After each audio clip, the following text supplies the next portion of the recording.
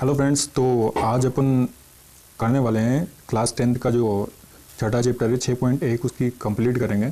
तो इसमें ज़्यादा कोई हार्ड नहीं है, ये बिल्कुल इजी है।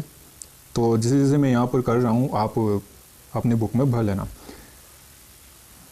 वैसे अपने को पिछली वीडियो में मैंने बताई दी कि सर्वांग सम क्या होते हैं और समरूप क्या होते हैं। तो अब देखिए इनमें अपने को भरना है कि पहला क्वेश्चन है सभी व्रत होते हैं। सभी व्रत क्या होते हैं?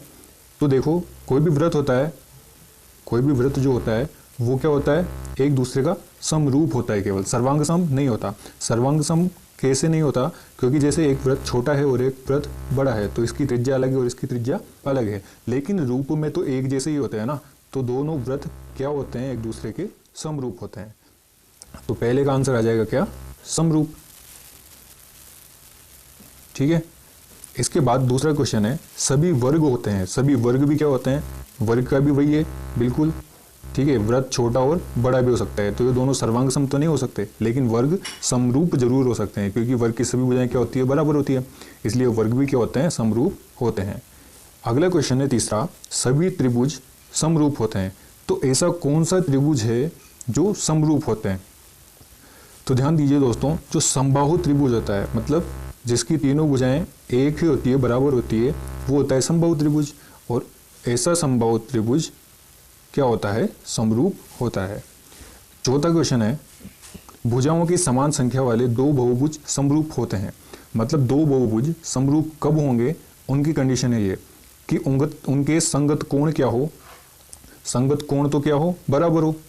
संगत कोण तो क्या हो, बराबर हो। और उनकी संगत भुजाएं क्या होनी चाहिए, समानुपाती होनी चाहिए। जैसे कोई भी त्रिभुज है तो इनके संगत कोण तो क्या होने चाहिए, बराबर होने चाहिए, इन दोनों का एंगल बराबर होना चाहिए। और इनकी भुजाएं क्या होनी चाहिए, समानुपाती। जैसे यहाँ पर 2 है, यहाँ पर 4 है, और यहाँ पर 3, यहाँ पर 6, तो इनका अनुपात तो एक ही है ना। कितना, ये 2/4 कितना हुआ, 2/4 1/2 हो गया। इधर भी 3 और 6 2, तो इनका भी अनुपात कितना है, 1/2। इसलिए ये क्या है, एक दूसरे के समरूप होंगे। ये हो गया पहला क्वेश्चन दोस्तों। चलते हैं सेकंड क्वेश्चन की ओर। सेकंड क्वेश्चन बोल रहा है कि निम्नलिखित युग्मों में दो भिन्न भिन्न उदाहरण दीजिए। अपने को क्या करना है, उदाहरण देने हैं कि समरूप आकृतियों के उदाहरण देने हैं। अब यहाँ पर देखो दोस्तों, यहाँ पर 2 डायग्राम बने हुए हैं।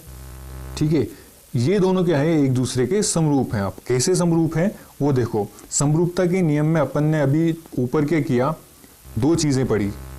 क्या पढ़ा कि उनके संगत कोण बराबर होते हैं और संगत भुजाएं क्या होती है, समानुपाती। तो वो क्या होते हैं, एक दूसरे के समरूप होते हैं।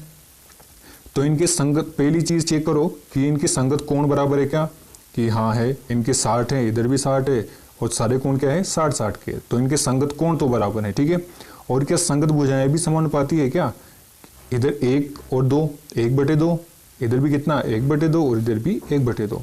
तो ये कौन सा डायग्राम हो गया इनके लिए, समरूप त्रिभुज वाला। तो जब पूछा गया वहां पे कि समरूप आकृतियों के उदाहरण देने हैं, तो ये वाला डायग्राम आप बना देना। ठीक है। दूसरा बोल रहा है ऐसी आकृतियां जो समरूप नहीं है, तो असमरूप आकृतियों के चित्र बनाने हैं उसमें। ठीक है, जो एक दूसरे के समरूप नहीं है।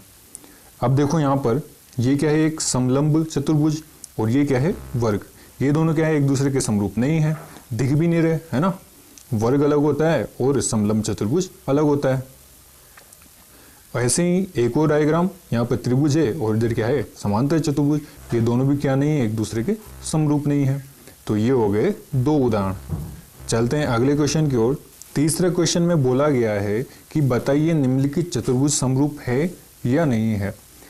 अब वापस वही कि समरूप है या नहीं वो चेक करके बताना है। तो समरूप होने या नहीं होने के लिए 2 कंडीशन अप्लाई करनी रहती है। पहला क्या, कि उनके संगत कोण बराबर होने चाहिए, या फिर दूसरी क्या, उनकी संगत भुजाएं क्या होनी चाहिए, समानुपाती होनी चाहिए। अब यहां पर बात आती है कि इनकी भुजाएं तो देखो 1.5 और 3 कितना हो गया, 1/2 का अनुपात हो गया इधर, और इधर 1.5 और 3, इधर भी कितना हो जाएगा, 1/2 का। ठीक है, इसका मतलब इनकी भुजाओं का अनुपात तो कितना है, 1/2। तो भुजाओं का अनुपात तो बिल्कुल सही है, लेकिन क्या कोण का अनुपात भी समान है क्या, लेकिन इनका कोण तो दे ही नहीं रखा, इधर तो 90 डिग्री और इधर 90 डिग्री नहीं है, इसलिए ये कौन से चतुर्भुज नहीं है, ये समरूप चतुर्भुज नहीं होंगे। ठीक है, क्योंकि इनके कोण समान नहीं है।